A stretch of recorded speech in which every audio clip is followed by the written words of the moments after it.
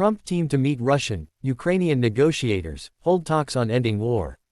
A senior team from U.S. President Donald Trump's administration will start talks in Saudi Arabia with Russian and Ukrainian negotiators on ending the Ukraine war.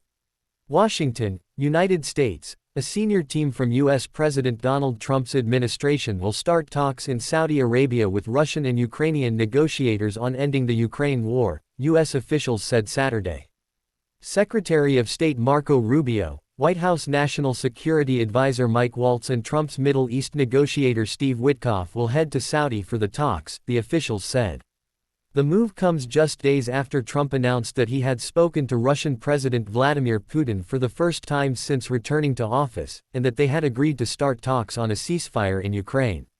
The officials gave no further details of when the meetings would happen or when the officials would travel. But Rubio had already been due to visit Saudi Arabia as part his first tour of the Middle East, which began on Saturday when he arrived in Israel, an AFP journalist reported. Rubio earlier Saturday had a telephone call with his Russian counterpart Sergei Lavrov, in which he reaffirmed President Trump's commitment to finding an end to the conflict in Ukraine, the State Department said. Former property developer Witkoff was heavily involved in a prisoner exchange deal earlier this week that paved the way for the call between Trump and Putin.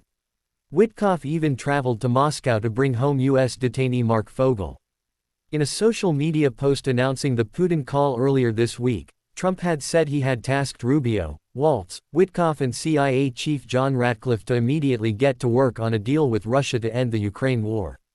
Kyiv and its European allies were however blindsided by Trump's sudden move to start negotiations with Russia. Both fear being frozen out of negotiations on Ukraine's future after the biggest land invasion in Europe since World War II.